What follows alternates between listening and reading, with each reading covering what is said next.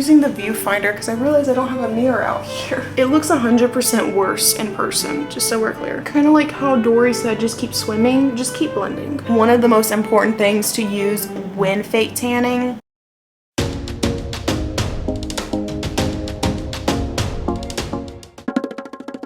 Good morning. I woke up, I was like, it's sunny, we're gonna open up these windows, and I'm like, I'm so pale, and I'm like, okay, cool, how can I alleviate the situation? So that kind of leads us to today. I'm going to put on a self tanner. So I am using the St. Tropez Classic self tanner. I think this bottle was around $50, so it's not cheap, but it's honestly my favorite, and it lasts a long time. I'm going to be applying it with just a mitt, and then my favorite foundation brush, the Morphe M439. But yeah, let's get started. So I start with 2 pumps because that works with me, but I would start with 1 and work your way up. I just know for me, I usually start with 2 and it works out. So I just got done with 1 leg. You can definitely see a difference. And I'm gonna do it on this leg and rub it all against the couch, but it's fine. This is the dog's couch. Okay, so both my legs are done. If you start with your arms, they do this number, and then all of the product that's right here ends up rubbing off kind of like with your thighs. My suggestion is start everywhere that requires you to bend your arms. I'm using the viewfinder because I realized I don't have a mirror out here.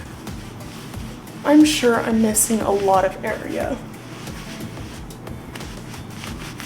But I always wear t-shirts, so it's not 100% like needing to be covered.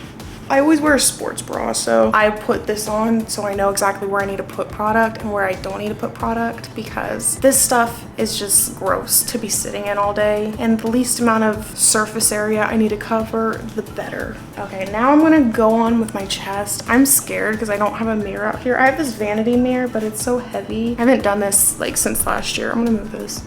Okay.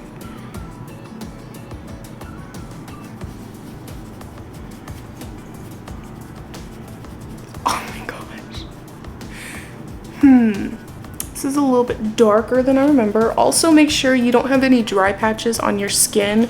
Okay, I'm getting the vanity mirror. It's getting bad. It looks 100% worse in person, just so we're clear. I guess the key is just keep blending. Kind of like how Dory said, just keep swimming, just keep blending. I just wanted to be tan. So now I'm going to do my arms. I just got tanner. Ugh. Why does this happen to me?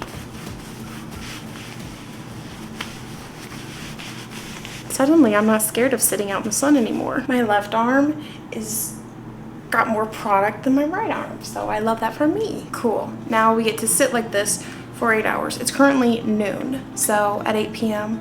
I can wash this off. So we are on hour 4 and my face looks rough. I ended up taking a nap. I feel pretty like dry.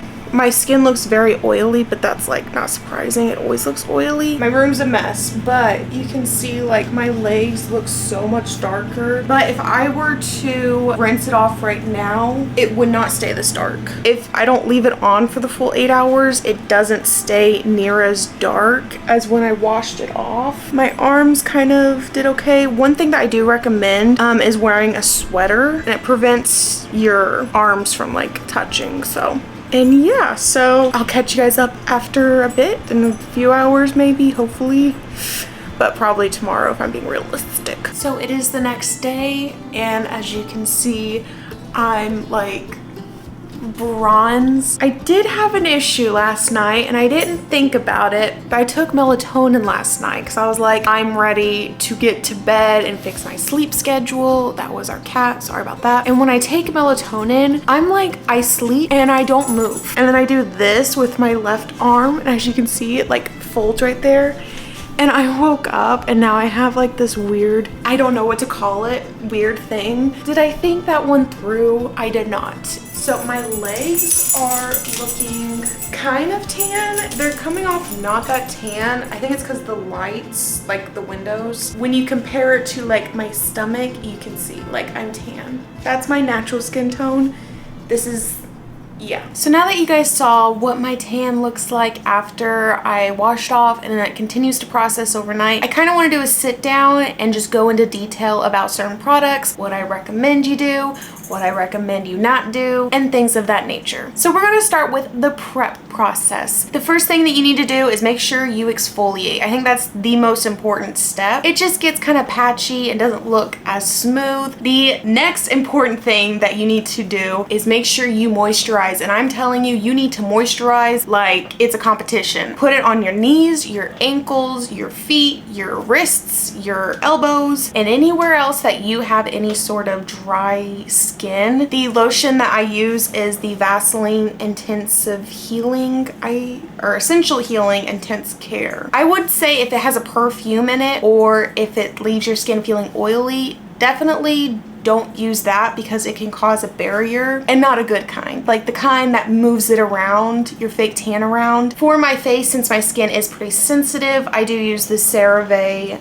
just moisturizing cream. A lot of people recommend this for your, like, to moisturize your body with. If I've never used Vaseline, I wouldn't have noticed a difference, but I will say comparing this with the Vaseline lotion, there is a noticeable difference in like heaviness. This one just feels a little bit heavier than the Vaseline lotion. While we're talking about the prep, there are a lot of people, actually I think everyone says wait 24 hours between a shower and putting on the fake tan. I've tried putting it on 24 hours later. I've tried it with being straight out of the shower and my skin just being dry. I put it on and I personally don't notice a big difference, but that's just me. If it doesn't work for you, I apologize. That's for me. I don't notice the difference. Now going into the maintaining. So to maintain your fake tan, the most important thing is to prevent any abrasiveness to where you put the fake tan. So this is when you shower, don't use like a loofah or a sponge or anything. When you get out of the shower, if you can air dry, I recommend air drying, but what I do is I just tap my skin with a towel to get like the water droplets off to prevent any like water marks or something, I don't know. But you definitely don't want to be like scrubbing your skin with a towel. So now that you've gotten out of the shower, everything's fine. You do want to moisturize daily. Keeping yourself moisturized will also prolong the longevity of the fake tan. On that note, I do want to go over some of my favorite fake tan lotions because I do notice that if I use like a fake tan lotion, for example, the Jergens Natural Glow, so it's keeping you like a consistent tan. So my favorite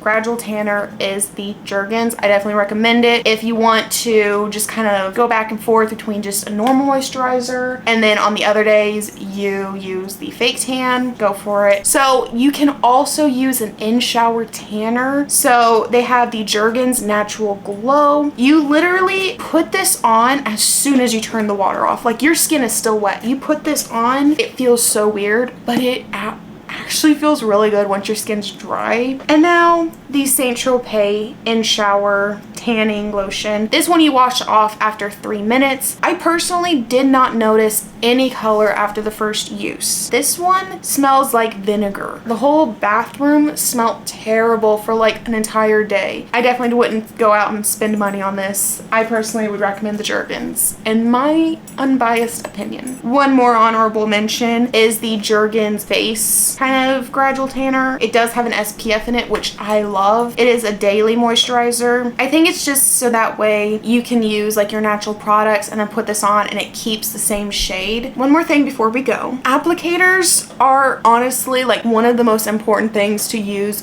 when fake tanning. Whenever I was starting to get into fake tanning and I just wasn't sure around my ankles and my hands and stuff, I did use the Morphe M439. It's just a thick foundation brush. The denseness is key to make everything go smoothly. The next thing is, of course, an applicator mitt. Now, Ulta does have a St. Tropez mitt that they sell in the same area. They also have one for, I believe, Loving Express Tan. I've got pretty good sized hands, and for some reason, they do not fit me. What I recommend is going on Amazon and just looking up tanning mitts. This one is like super soft. It's also waterproof, so you can see on the inside, it's just from catching all the product over time. This would be on my hands if it was not waterproof, okay? Make sure you get waterproof. But honestly, guys, I think that's it. I hope I covered everything. If you have any questions, do let me know and I'll try to answer those the best I can. If you guys enjoyed this video, please remember to leave a like and subscribe, and I will see you guys in the next video.